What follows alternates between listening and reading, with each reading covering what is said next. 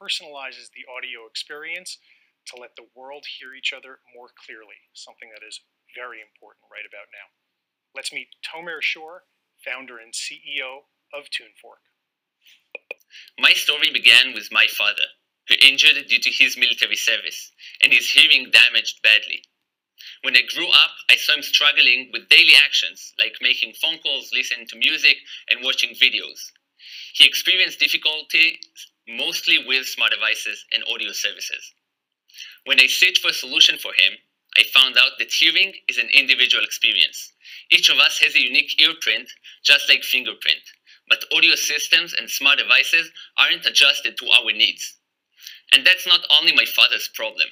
There are over 1.5 billion people around the world that suffers from hearing issues, mostly when they try to use smartphones, tablets, laptops, and other audio devices and services. So for them, and for my father, we've developed Tunefork, an audio personalization technology that allows the user to find their unique earprint and adjust all the audio content according to their needs. So how does it actually work? We've developed a self-hearing test that one can take with a regular smartphone and regular pair of headphones.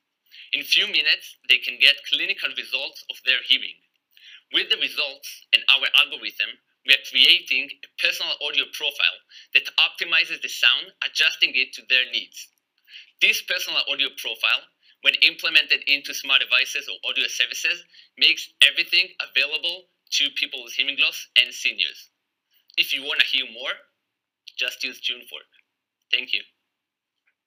Okay, Sharks. Karen, would you like to go first? I do want to hear more. I mean, thank you, Tomer, because you opened my eyes and ears. I had no idea that we had earprints. I mean, I walk around and do calls and work out and listen a lot to audio. So thank you for what you're doing. That's really helpful.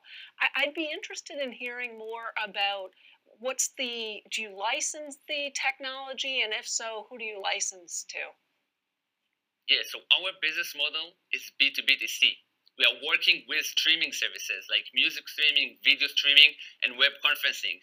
Huge companies like Spotify, Netflix, and Zoom are potential customers of ours.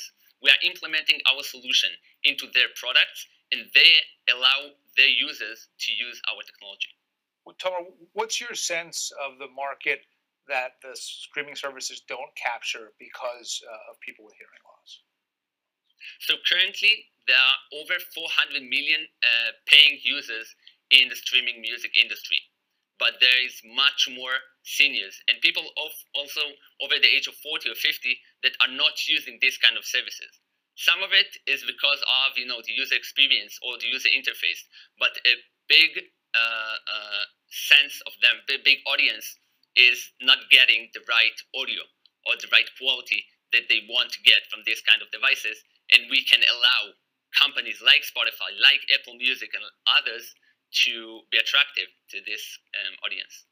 Could you share a little bit more on the to see part, though? So if you end up working with one of the big streaming providers, do they end up evangelizing Tunefork, or is your plan to try and get consumers to be interested and then go back to the distributors? Yeah, so we're working in both paths. We are working with the companies, implementing the solution into their products, and they are marketing it to their users. They want the users to get a better experience, and they want them to use our technology. But also, we have our standalone app that you can take your test by your own, and on Android devices, you can get a personalized experience on your device. So we're working in both paths, as I said. Any sense, whether you have this data or the streaming companies, of whether consumers are willing to pay more in order to be able to hear better, or do you think it's just something that they'll have to integrate and incorporate as a normal course of doing business?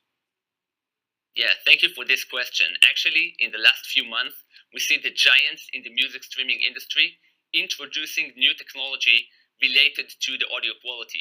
Maybe you heard of hi-fi audio quality or lossless quality that the biggest players like Spotify, Apple Music, and Amazon introduced in the last few months.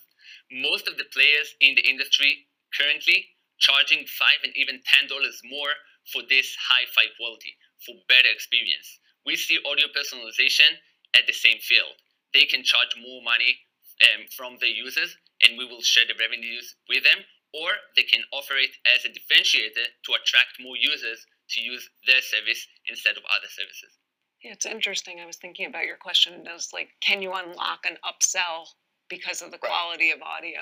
Or could you just it become enough of the norm that every platform says, I have to have this, and I'll suck up the cost of it as a result? Yeah, once one starts doing it, exactly. then it becomes you need to have the edge. Does that make sense? Yeah. Great insight from our sharks. Tomer, thank you so much, especially at a time where people are connecting more and more with their devices, a timely disruption as well. Great hearing your pitch. Yeah. Thanks, Tomer. Congratulations. Thanks.